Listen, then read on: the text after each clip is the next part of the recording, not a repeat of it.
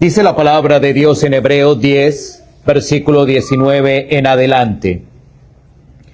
Así que, hermanos, teniendo libertad para entrar en el lugar santísimo por la sangre de Jesucristo, por el camino nuevo y vivo que Él nos abrió a través del velo, esto es de su carne, y teniendo un gran sacerdote sobre la casa de Dios, acerquémonos con corazón sincero, en plena certidumbre de fe, purificados los corazones de mala conciencia y lavados los cuerpos con agua pura.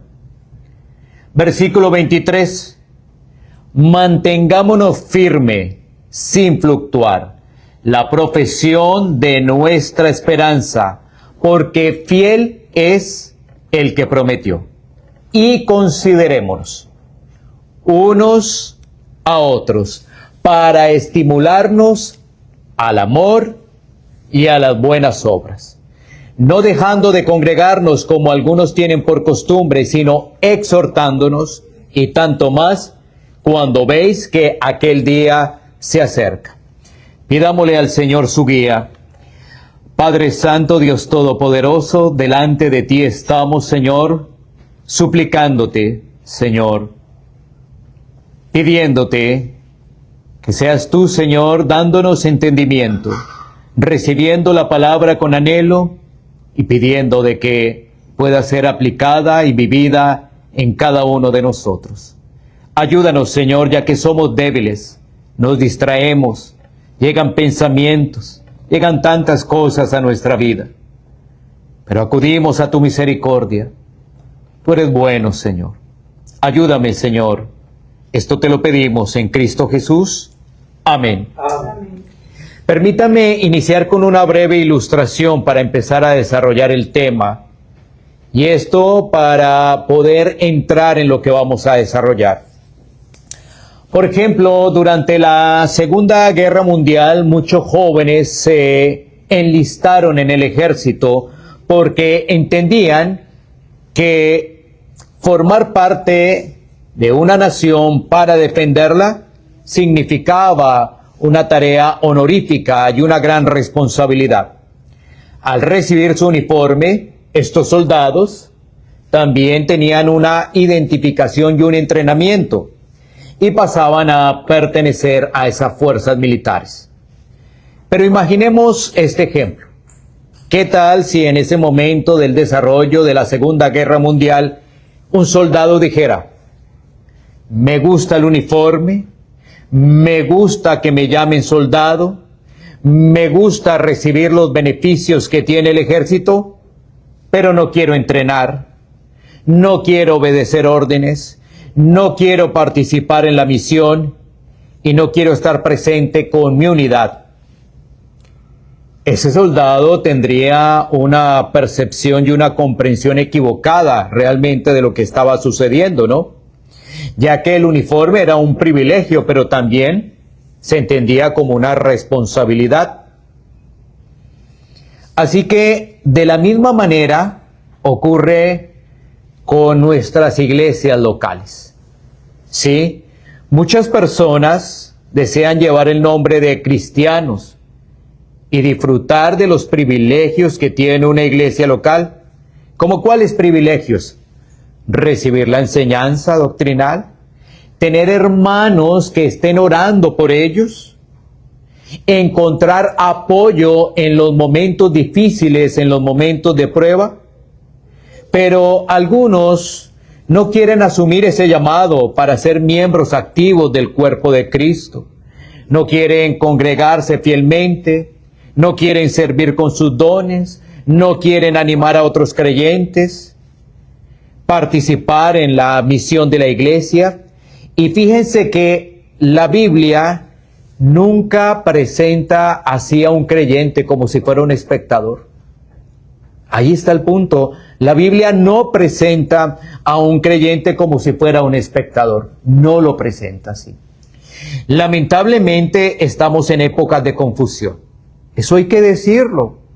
Estamos en grandes épocas de confusión.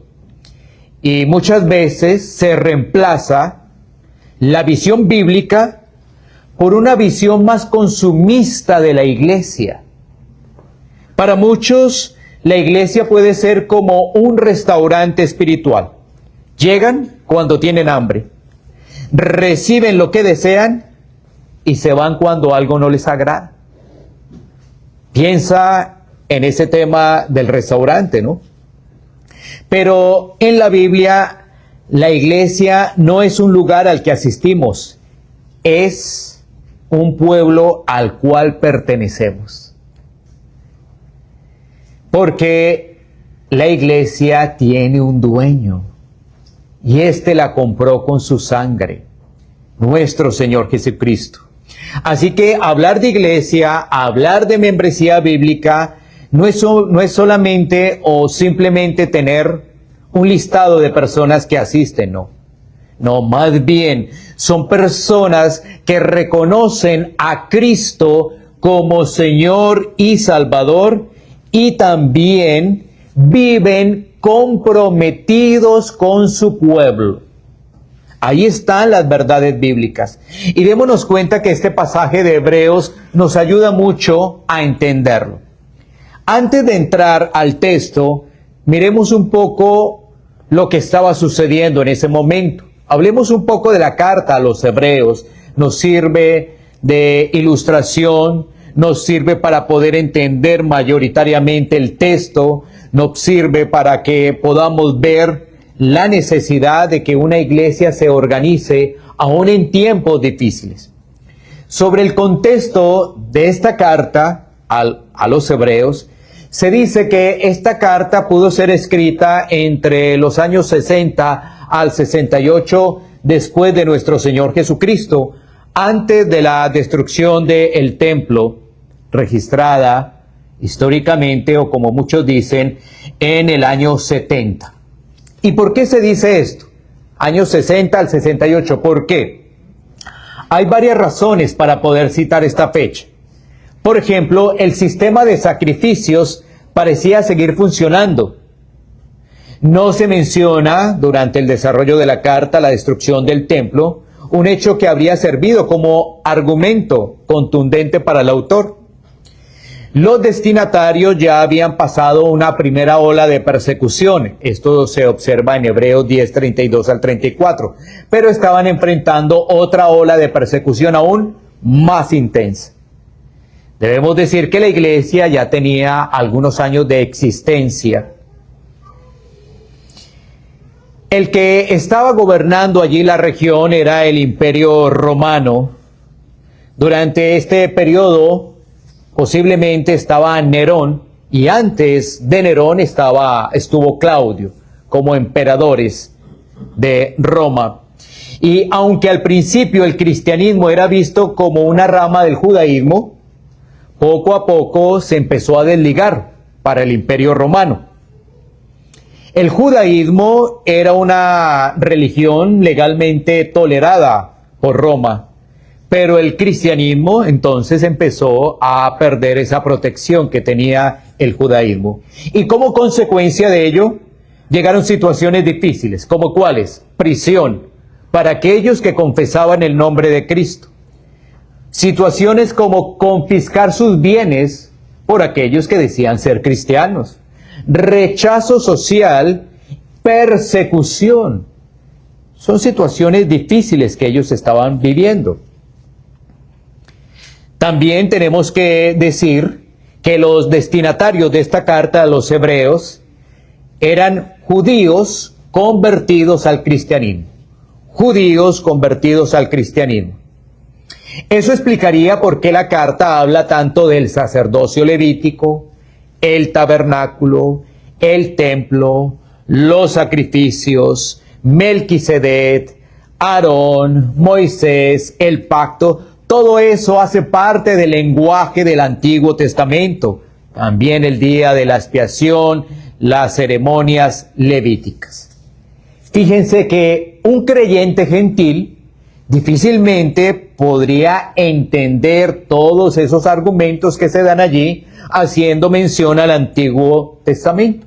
No, Debían ser personas que habían sido continuamente expuestas ¿a qué? A la ley. Continuamente expuestas a la ley.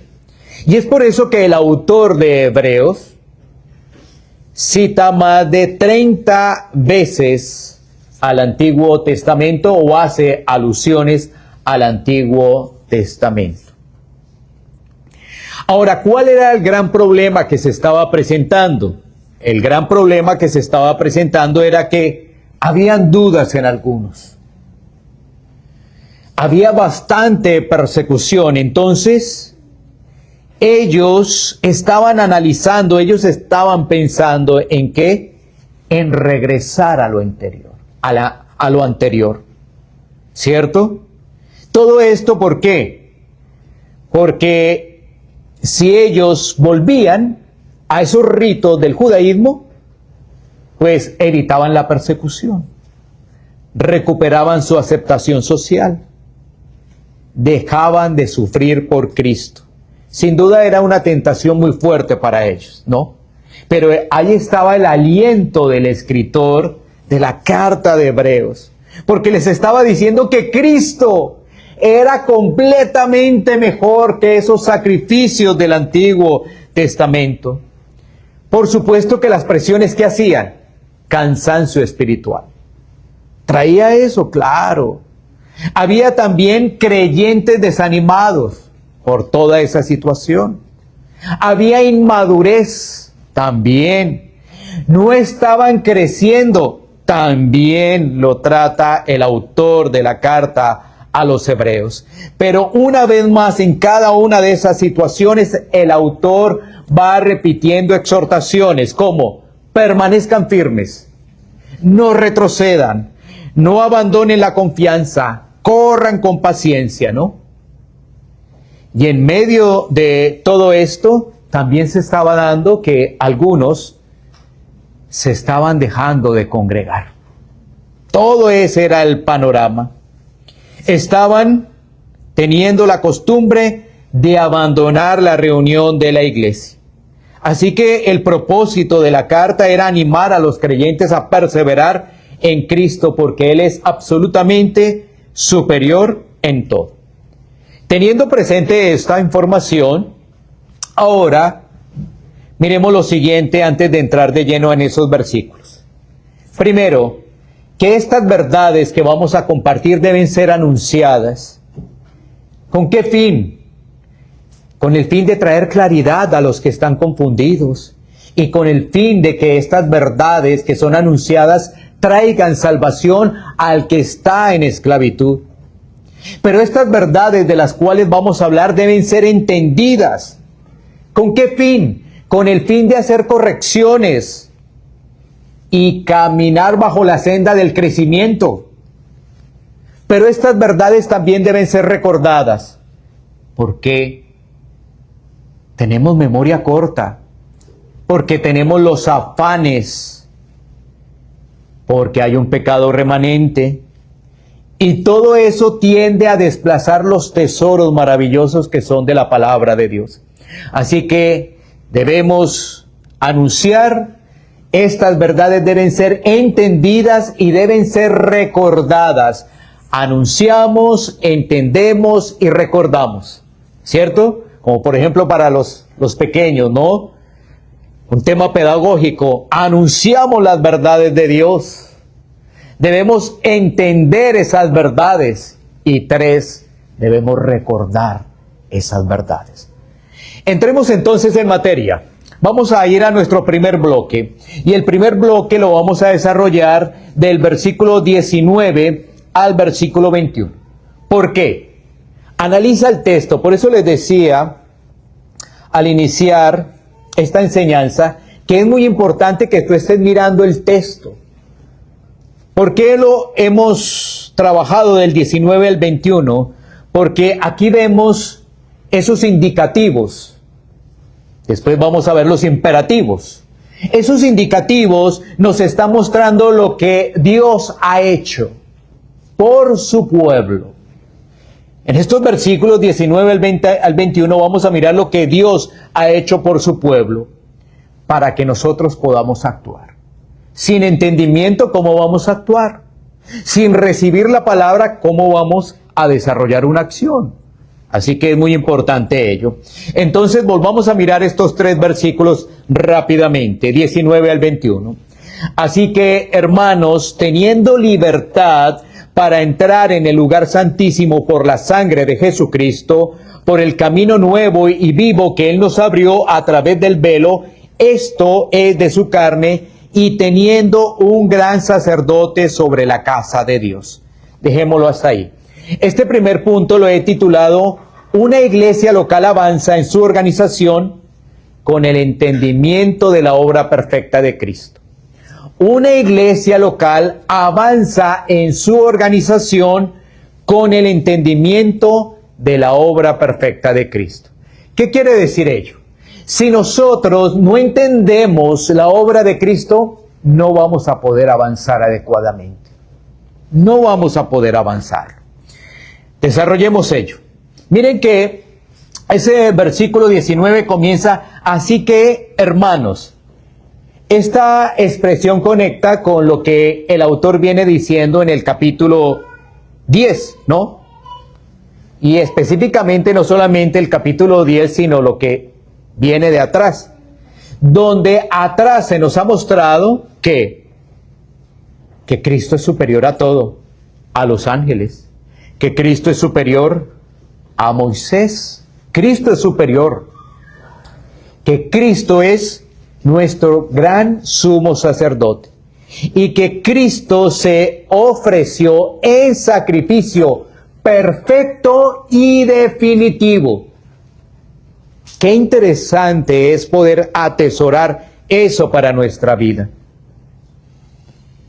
Entonces, esto nos lleva a comprender que nuestro compromiso con la iglesia comienza cuando entendemos la obra de Cristo. Cuando tú entiendes la obra de Cristo, te comprometes con la iglesia. Si tú no entiendes la obra de Cristo, tu corazón todavía está pensando en otras cosas. Y eso es completamente delicado. Miren que algunas palabras que vamos a tomar como referencia de estos versículos, se nos habla de que tenemos libertad para entrar al lugar santísimo. Esa palabra libertad significa que tenemos ahora confianza, que tenemos seguridad, que tenemos libertad para hablar abiertamente. No estamos hablando de hablar con arrogancia delante de Dios, sino más bien de confianza.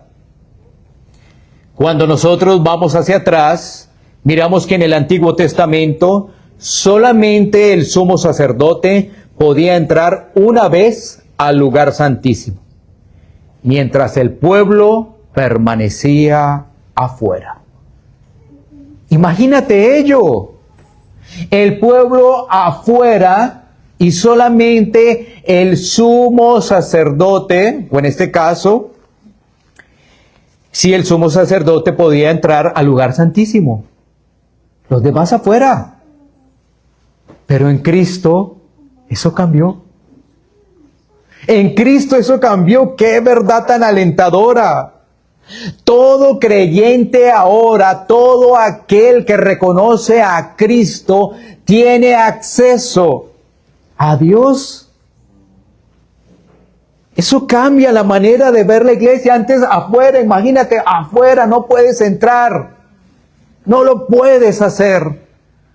Pero ahora tienes el privilegio. Esto nos recuerda que la iglesia no está formada por personas que buscan ganar aceptación delante de Dios.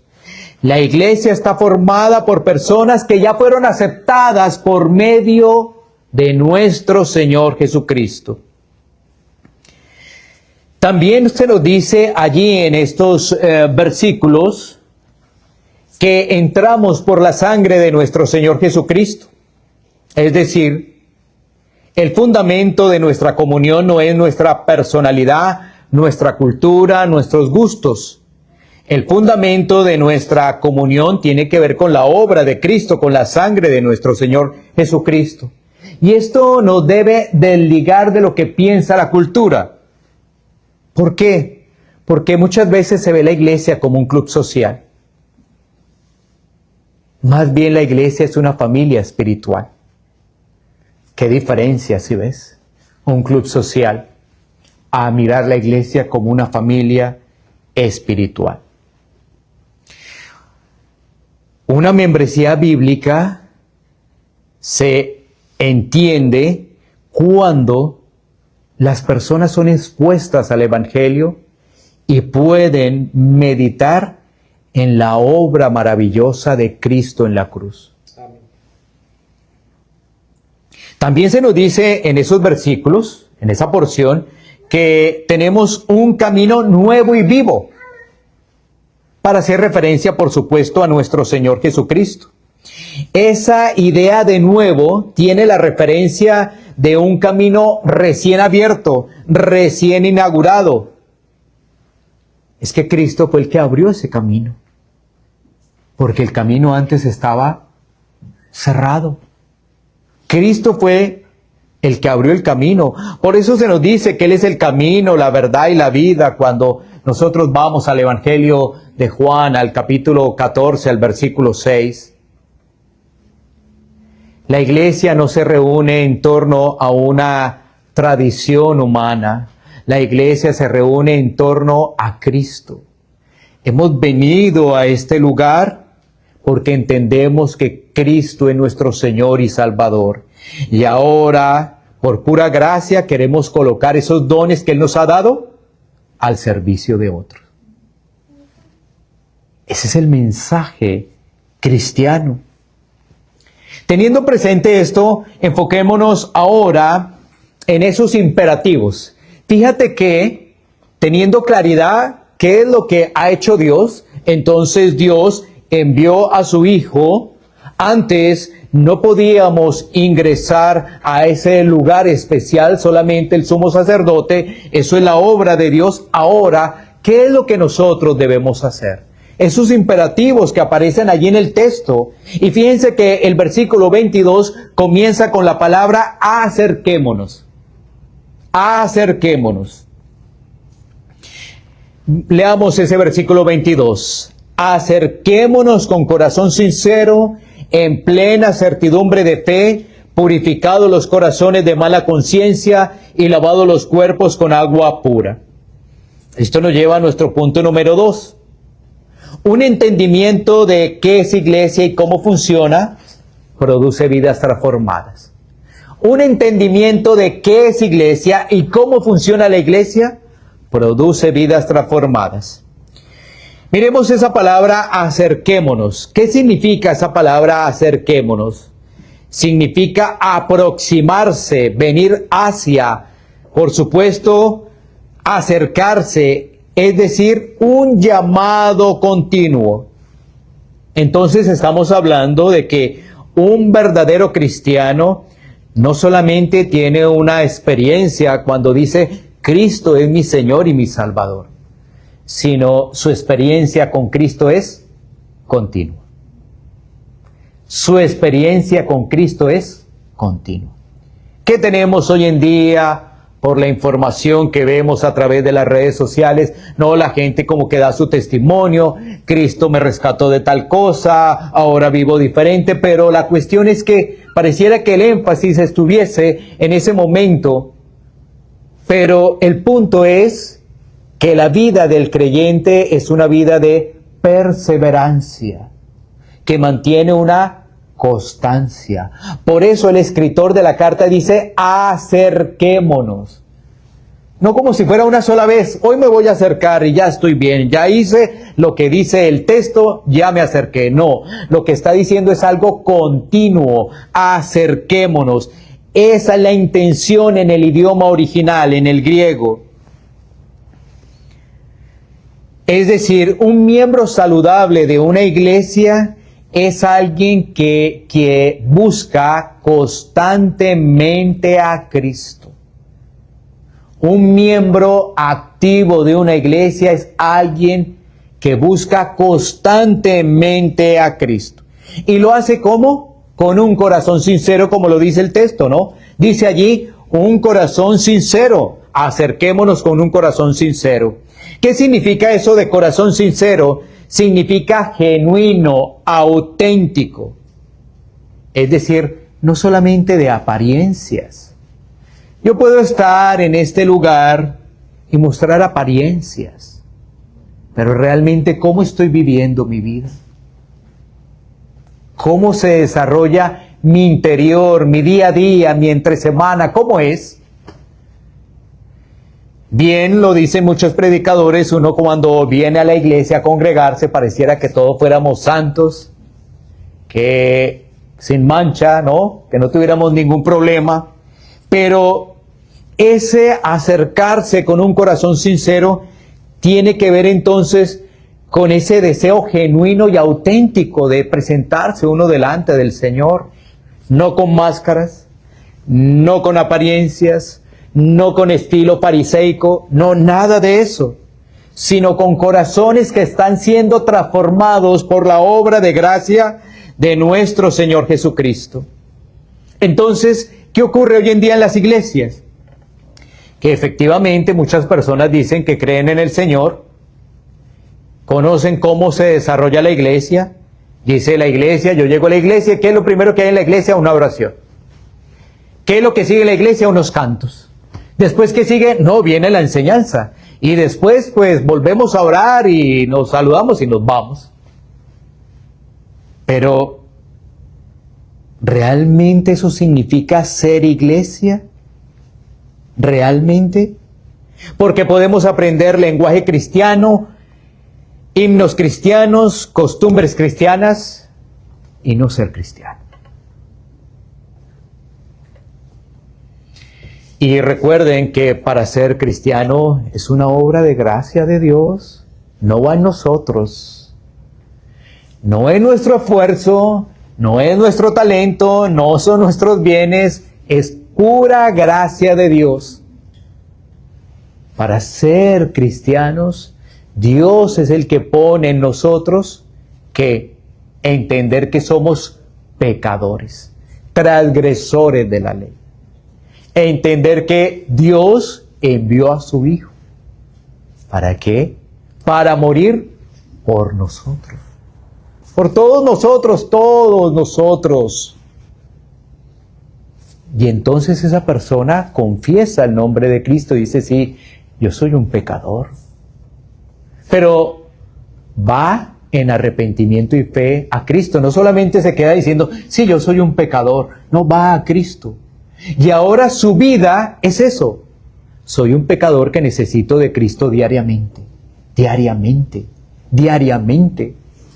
Porque parece que se nos olvida el Evangelio. Recuerda, un miembro de una iglesia no es alguien perfecto. No, es alguien que está siendo transformado, que es diferente. Sí, por favor, entiende el lenguaje. Y quiero repetirlo. Un miembro de una iglesia no es alguien perfecto, porque diría, ¿yo cuándo voy a ser miembro de una iglesia? No, más bien es alguien que está siendo transformado por la obra de Cristo. La iglesia no necesita personas que aparenten que todo está bien, que no tienen ninguna lucha, que no tienen ninguna tentación. No, la iglesia necesita vivir lo que realmente somos. Pasamos por pruebas, pasamos por luchas, pasamos por tentaciones. ¿Qué dirá el hermano que tengo al lado si le comento que estoy pasando por una fuerte prueba? ¿Qué pensará? Pero de eso se trata, animarnos los unos a los otros. Pero lamentablemente hay una percepción de que uno se presenta en la iglesia y todo debe estar funcionando perfectamente. Más bien, lo que necesitamos es ver al hermano, ver a la hermana que están luchando en Cristo con el pecado. Eso es lo que necesitamos, ver al hermano que está luchando con el pecado, que aunque la lucha es dura, ahí va. Pero si todo funciona perfectamente, entonces, pues ni siquiera hay necesidad de Cristo, porque si todo funciona perfectamente. Yo en mi iglesia local les decía a los hermanos, Si tú crees que estás perfecto, pues tú ya estás en el cielo, pero no estás en el cielo. Estás todavía en un mundo caído, y en lo cual hay luchas, hay dificultades, hay pruebas, hay tentaciones. Y es el Señor quien nos fortalece. Pasemos ahora al versículo 23. Mantengámonos firmes sin fluctuar la profesión de nuestra esperanza, porque fiel es el que prometió. Ahí nuevamente tenemos esa palabra mantengamos, pero aquí viene nuestro tercer punto. Son 4, vamos con el tercero. Una iglesia bíblica se mantiene en pie gracias al entendimiento y la puesta en obra de lo que ha hecho Cristo. Una iglesia bíblica se mantiene en pie gracias al entendimiento y a la puesta en obra de lo que ha hecho Cristo. Es decir, no solamente entendemos, sino que actuamos. No, ya lo entendí. Ya entendí que soy un pecador. Ya entendí que debo correr a Cristo. Perfecto, entonces ahora vívelo. Vívelo, ahora vívelo. Por eso allí el escritor dice, mantengamos firme. Esa palabra en su idioma original en el griego significa sostener, agarrar firmemente, conservar. ¿Qué quiere decir ello?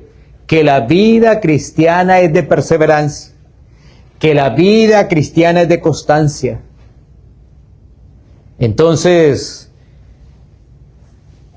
tenemos que reseñar que no somos miembros de una iglesia local cuando todo resulta cómodo. No somos miembros de una iglesia local cuando todo aparentemente resulta bien. No. Somos llamados a permanecer unidos. Somos llamados a permanecer en medio de las dificultades que se presentan. Por eso se nos habla ahí sin fluctuar, ¿no? Es como si se nos dijera, no debemos ser dominados por las circunstancias. Por ejemplo, nuestra estabilidad no debe estar en las personas, en los líderes, en el programa, en los programas, en las emociones, no. Nuestra estabilidad debe estar firme en Cristo. ¿Por qué? Porque fiel es Él que lo prometió. Nuestra perseverancia descansa en la fidelidad de Dios. Dios dice a través de su palabra, te voy a sostener. Ahí debe estar mi confianza. Vienen pruebas, vienen dificultades, pero la palabra dice, te voy a sostener. Esa es mi confianza. Mis emociones quieren ganar, las estrategias que quiero hacer quieren ganar. No, nada de eso. Realmente debo estar mirando a Cristo. Y pasemos a la última parte, versículos 24 y 25. El cuarto punto es una iglesia bíblica, una membresía bíblica se manifiesta en la comunión unos con otros. Una iglesia bíblica, una membresía bíblica se manifiesta en la comunión unos con otros. ¿Por qué? Porque el texto nos dice, y considerémonos. Otra acción ahí, vea, está acerquémonos, está mantengamos firme, y ahora considerémonos unos a otros para estimularnos al amor y a las buenas obras. No dejando de congregarnos como algunos tienen por costumbre, sino exhortándonos, y tanto más cuando veis que aquel día se acerca. Considerémonos unos a otros. ¿Qué significa ello? Observar cuidadosamente, prestar atención, analizar profundamente. Es decir, ese miembro, esa persona que hace parte de la iglesia debe estar en disposición para decir, ¿cómo ayudo? ¿Cómo puedo servir? ¿Cómo puedo animar? Sí. Tengamos cuidado con la cultura hoy en día que tenemos, que recorre no solamente América, sino realmente a nivel global. Es una cultura que nos llama a estar bien cómodos. Sí, que nuestra silla esté bien cómoda, lo más cómoda posible, y ahí quedemos. Ahora, yo cuando observo las sillas de las iglesias aquí en Estados Unidos, pues obviamente miro las sillas de las iglesias en nuestro país y lo que uno ha recorrido en nuestro país, uno se da cuenta que el tema ¿cuál es? Es que la cultura busca una comodidad superficial basada en lo que ve. Porque sabes que en nuestro país, los que saben de Colombia, saben que hay regiones que ni siquiera hay iglesias locales donde tienen sillas. Les toca en el suelo. Así es. Así es. Entonces, el punto es, ¿cómo puedo ayudar? ¿Cómo puedo servir? ¿Cómo puedo animar a mi hermano? ¿Cómo lo puedo hacer? ¿Sí? No es de lo bonito de la silla, el lugar que esté, por supuesto, esto ayuda, ¿no? Un lugar estable ayuda para poder uno estar mayormente concentrado. Imaginémonos algunos sitios donde no tienen calefacción y hay bastante calor, las temperaturas son muy altas. Por supuesto, esto ayuda, claro que sí. Pero lo fundamental es entender la obra de Cristo y poder actuar. Eso es lo fundamental. Lo otro se convierte en algo periférico y externo, que no está mal. No está mal tener unas sillas buenas, no está mal. Pero ¿qué es lo fundamental? Tener muy buenas sillas y tener corazones duros. Tener muy buen salón y no tener personas a disposición. Esto sirve para poder reflexionar en nuestra vida cristiana. Ahora, ¿qué sería lo ideal? ¿No es cierto? Uno diría, Señor, corazones dispuestos, serviciales, y concédenos, Señor, un buen sitio para reunirnos como hermanos, ¿no es cierto? Así es. El Señor es bueno, el Señor es bueno. Pero no olvidemos, el verdadero miembro tiene una actitud diferente. ¿Por qué? Porque el verdadero miembro va a estar dispuesto a estimular en amor y en buenas obras, como lo dice el texto. A estimular en amor y buenas obras. La palabra estimular en el original significa provocar, despertar, impulsar.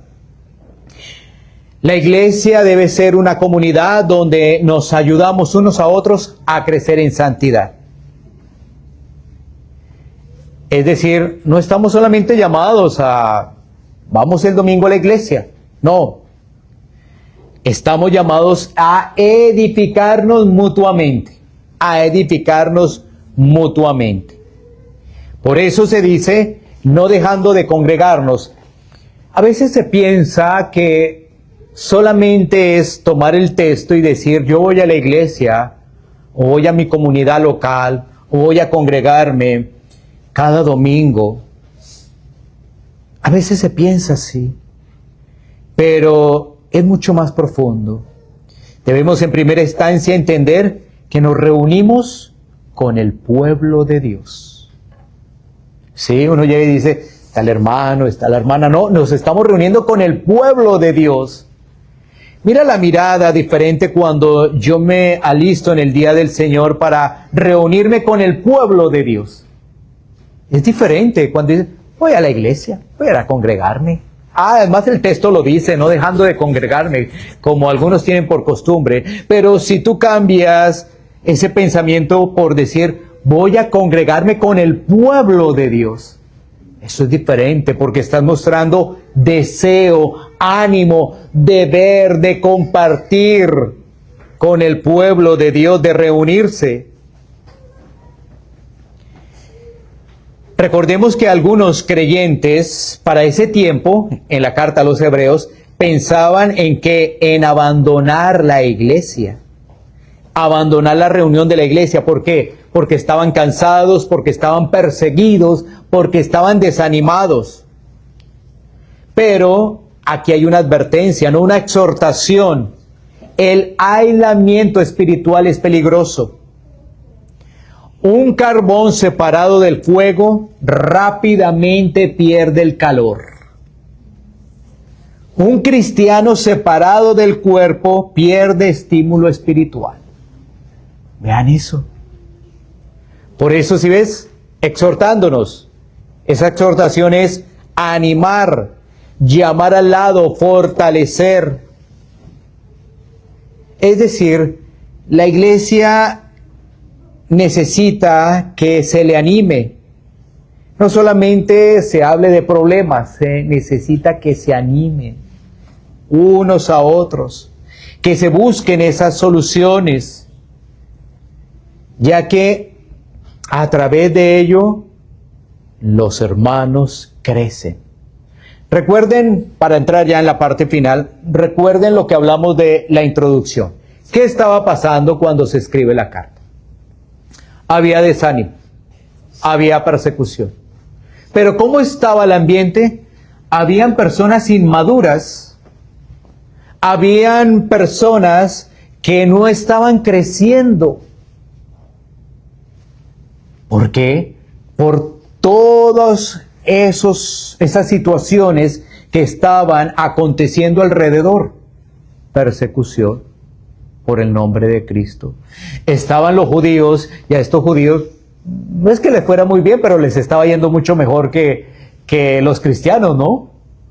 Porque como lo veíamos anteriormente, el Imperio Romano no estaba decidido realmente a perseguir como tal a los judíos, sino empezó a ver a los cristianos como un problema. ¿Sí ves? Y entonces el cristiano, viendo allá a los judíos que les va mejor, viendo la situación de ellos, eran tentados a decir: yo me voy de acá. ¿Yo qué hago acá? Más bien paso para allá, allá me va a ir mejor. Pero el autor lo que está diciendo es: únanse, estén juntos, perseveren juntos, caminen juntos, porque eso les va a permitir, con la gracia de Dios, crecer, fortalecerse. De lo contrario, pues obviamente iban a haber situaciones muy lamentables. Y esto nos lleva a las aplicaciones de lo que hemos visto de este texto, ¿no? Teniendo en una primera parte lo que Dios ha hecho, teniendo en una segunda parte lo que debemos hacer los cristianos, ¿cierto? Teniendo claridad que una iglesia se debe organizar. Una iglesia bíblica se debe organizar, si no, no crece. Entonces, esto nos lleva a algunas aplicaciones a manera de pregunta. La primera es: ¿soy un consumidor de la iglesia o un servidor del cuerpo de Cristo? Esa es la primera pregunta para analizar. ¿Soy un consumidor o soy un servidor? Cuando tú vas al desarrollo del Nuevo Testamento, vas a ver que ser un servidor es un privilegio. Es decir, si tú no eres un servidor, yo te diría que le pidas al Señor que te muestre para que puedas entender cuál es el privilegio de ser un servidor. Otra pregunta: ¿estoy creciendo en santidad? ¿Estoy creciendo en santidad? ¿Por qué? Porque vemos que si la iglesia no se organiza, no crece en santidad. Porque, miren, cuando estamos viendo el problema, nos concentramos solamente en el problema y eso nos detiene. Cuando nosotros vemos el problema, pero la solución, sabemos que Dios, lo entendemos con claridad, que Dios está en el asunto. Y en ese caminar vamos perseverando, porque ahí va desarrollando la solución. Otra pregunta: ¿estoy ayudando a otros creyentes? ¿Estoy ayudando a otros creyentes? Esto es importante porque es la vida cristiana. Yo sé que lamentablemente la forma en cómo ven la iglesia muchos no es como la estamos compartiendo ahora, ni como la comparten acá. Eso lo comprendo. Y sé que eso ha afectado mucho, porque la iglesia de esa forma se ha vuelto un consumismo. Voy a la iglesia cuando quiero, voy a la iglesia cuando la necesito y extraigo de la iglesia lo que me es provechoso, lo demás lo desecho. Pero esa no es la visión de la iglesia del Nuevo Testamento. Esa no es la visión de la iglesia de los padres apostólicos. Esa no es la visión de la iglesia de la persecución. Esa no es la visión de la iglesia de la Reforma protestante del siglo XVI. Esa no fue la visión de los puritanos ingleses. Y hoy, por la pura gracia de Dios, se han levantado pequeñas comunidades en diferentes partes del mundo a volver a proclamar estos mensajes, que no son fáciles, porque para uno es mejor una iglesia donde no le estén exhortando, no le estén confrontando, no le estén hablando del pecado. Pues es mucho mejor decir, y más en un país, por ejemplo, acá donde hay tantas iglesias de diferentes formas. Pero una vez más, la Biblia nos llama a decir, ¿estoy ayudando a otros creyentes? Recuerda que la membresía no es simplemente para recibir beneficios, es también una responsabilidad. ¿Sí? Un miembro de una iglesia participa, sirve, aprende, ora, persevera, ama a los hermanos. Recuérdalo, un miembro de una iglesia participa, sirve, aprende, ora, persevera, ama a los hermanos. La iglesia necesita más discípulos, menos espectadores, porque eso no trae bien para la iglesia. Necesitas más discípulos, más creyentes comprometidos. Y miren, cuando observamos eso, la iglesia crece. No estamos diciendo que no va a haber problemas. No estamos diciendo que no va a haber dificultades. No. Es imposible que no vengan las dificultades. ¿Por qué? Porque estamos en un mundo caído. También eso hace parte de un mal entendimiento del Evangelio. Creer que porque llegamos a Cristo ya no vamos a tener problemas. Es un mal entendimiento del Evangelio. No, lo que vamos a tener es dificultades, luchas, pero ahora estamos unidos. Eso nos permite avanzar, crecer, seguir adelante. Por eso mencionábamos que la iglesia crece cuando sus miembros crecen en Cristo. No olvides que Cristo es el fundamento de todo. Al final todo esto nos debe recordar una vez más a Cristo. Nos debe recordar a tener la mirada en Cristo. ¿Por qué? Porque nosotros nos cansamos, porque nosotros nos debilitamos, pero Cristo permanece fiel. Él abrió el camino, Él derramó su sangre. Cristo permanece fiel. Y Él permitió que ahora los que confiesan su nombre sean llamados hijos también. Sean llamados partícipes del pueblo de Dios. Por eso la respuesta no podría ser, sí, yo estoy a disposición, pero con algo frío, algo como decir, bueno, lo voy a pensar, lo voy a analizar, sino nuestra respuesta es, gracias Cristo, gracias Señor, porque tú lo has hecho para que ahora yo pueda ser útil. Gracias Cristo, porque ahora bajo tu obra yo puedo servir porque tú lo permites. Gracias Cristo porque tú sostienes a la iglesia. Gracias Cristo porque eres tú quien santifica a la iglesia. Un verdadero miembro de Cristo dice, Señor, porque tú me amaste primero, quiero amar a tu pueblo, servir a tu iglesia y perseverar hasta el día que tú vengas. Eso analiza un verdadero creyente, porque el Señor le ha amado primero, Él está dispuesto a amar a su pueblo. Él está dispuesto a servir a su pueblo. Y Él está anhelando, perseverando el regreso de nuestro Señor Jesucristo. Algo final, y es,